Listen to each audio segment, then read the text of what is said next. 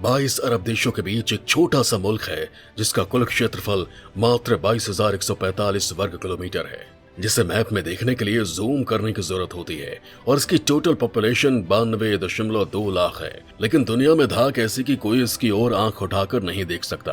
पूरी दुनिया में 57 मुस्लिम देश हैं और ये सारे मुस्लिम देश इजराइल का विरोध करते हैं। ये इजराइल को बर्बाद करना चाहते हैं, लेकिन ये सारे एक साथ मिलकर भी इजराइल का कुछ भी नहीं बिगाड़ पाते, क्योंकि इजराइल टेक्नोलॉजी में इतना आगे है कि उसके आगे बड़े बड़े देश दम हिलाते हैं। इस छोटे से देश की खुफिया एजेंसी दुनिया के सबसे ताकतवर खुफिया एजेंसी में से एक है। जब जब ये मुस्लिम देश इजराइल के खिलाफ कोई साजिश करते हैं तो इजराइल कुछ ऐसा रिएक्शन देता है कि उनकी रूह तक कांप जाती है।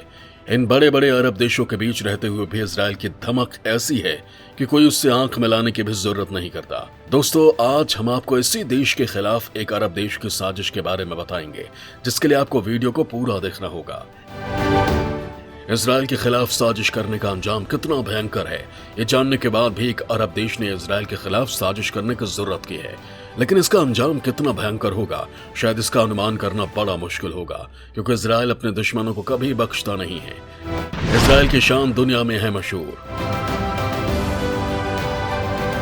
इजराइल से जो टकराया वो मिट्टी में मिल गया। इस देश का हर नागरिक एक सैनिक है। इजराइल 1948 में बना। 69 साल का इजराइल क्षेत्रफल के मामले में भारत के मणिपुर से भी छोटा है। आबादी भी 85 लाख के आसपास है। खनिज संपदा के मामले में भी इजराइल भारत के सामने कहीं टिकता नहीं है। इसके बावजूद इजराइल दुनिया के उन देशों में शुमार है जिनकी तकनीकी और सैन्य क्षमता की मिसाल दुनिया भर में दी जाती है। यरूशलेम पोस्ट के पूर्व संपादक याकूब कात्ज ने the weapon wizards how Israel become a high tech military super power नाम की एक किताब लिखी है। याकूब कात्ज ने लिखा है, इजराइल के गठन के महज 2 साल बाद 1950 में देश का पहला व्यावसायिक प्रतिनिधिमंडल दक्षिणी अमेरिका के लिए भेजा गया। इजराइल बिजनेस पार्टनर के लिए परेशान था। इजराइल के पास उस तरह के प्राकृतिक संसाधन नहीं थे जिसके आधार पर वो अपनी अर्थव्यवस्था को आकार दे पाता। तब वहां न तेल था और न ही खनिज संपदा। याकूब ने लिखा है, उस प्रतिनिधिमंडल ने कई बैठकें की, लेकिन सबने मजाक उड़ाया। इजरायली संतरा, केरोसिन स्टोव और नकली दांत बेचने की कोशिश कर रहे थे। अर्जेंटीना जैसे देशों में संतरा का उत्पादन पहले से ही काफी होता था और वहां बिजली की कमी नहीं थी, इसलिए केरोसिन की भी जरूरत नहीं थी। कल्पना करना मुश्किल होता है कि इजराइल पहले निर्यात क्या करता था। आज की तारीख में इजराइल हाईटेक सुपर पावर और वो दुनिया भर में आधुनिक हथियार बेचने के मामले में काफी आगे है। हर साल वो करीब 615 अरब डॉलर का हथियार बेचता है। याकूब ने लिखा है, 1985 तक इजराइल दुनिया भर में सबसे बड़ा ड्रोन निर्यातक देश रहा। उसका ड्रोन के 60% वैश्विक मार्केट पर कब्जा था। मिसाइल के लिए 2010 में 5 नेटो देश अफगानिस्तान में इजरायली ड्रोन ही उड़ाते थे। आखिर जिस देश की उम्र 70 साल भी नहीं हुई, उसने दुनिया की सबसे आधुनिक सेना कैसे तैयार कर ली? इसका जवाब उसकी राष्ट्रीय संरचना में ही निहित है। पहली बात यह कि छोटा सा देश होने के बावजूद इजराइल अपनी जीडीपी का 415% शोध पर खर्च करता है। इजराइल के बारे में कहा जाता है कि वो अपने देश में नागरिक नहीं, सेना तैयार करता है। वहां के हर नागरिक के लिए सेना में सेवा देना जरूरी है। पश्चिम के देश मध्य पूर्व में एक ठिकाने के रूप में इजराइल को सबसे सुरक्षित देश मानते हैं। याकूब ने लिखा है कि 2000 में इजरायली एयरफोर्स को पहली ऑपरेशनल एरो मिसाइल बैटरी मिली थी। इस ऑपरेशनल सिस्टम के साथ ही इजराइल दुनिया का पहला देश बन गया था जिसने दुश्मन देश के मिसाइल को रास्ते में ही नष्ट करने की क्षमता हासिल कर ली थी। इजराइल के एरो का आइडिया अपने आप में कमाल का था। इजराइल क्षेत्रफल के मामले में बहुत छोटा देश है जिसके पास खाली जमीन का अभाव है। ये बैलिस्टिक मिसाइल की तुलना में काफी प्रभावी है। 1989 में इजराइल ने अंतरिक्ष में पहला जासूसी उपग्रह छोड़ा। इसके साथ ही इजराइल 8 देशों के उस खास समूह में शामिल हो गया जिनके पास स्वतंत्र रूप से उपग्रह प्रक्षेपण की क्षमता है। शुरुआत में कहा जा रहा था कि इजराइल शायद ही इस क्लब में शामिल हो पाए। इजराइल की सेना जो हारना नहीं जानती, हथियारों का ऐसा जखीरा जो किसी के पास नहीं है, दुनिया भर को बेचता है हथियार।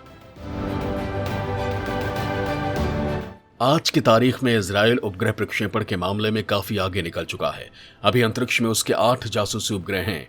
कहा जाता है कि दुनिया भर में इजराइल के जासूसी उपग्रह का कोई जवाब नहीं है। इजराइल दुनिया भर में अपने मरकवा टैंक के लिए भी जाना जाता है। इससे IDF यानी इजरायली डिफेंस फोर्स में 1979 में शामिल किया गया था।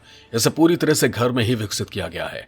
IDF में करीब 1600 मरकवा टैंक हैं। इजरायली एयरफोर्स के पास F-15 आई थंडर लड़ाकू विमान है। मध्य पूर्व में F-15 को काफी घातक लड़ाकू विमान माना जाता है। इसमें हवा से हवा में मार करने की क्षमता है। इजराइल के पास जेरिको 3 परमाणु प्रतिरोधक क्षमता है।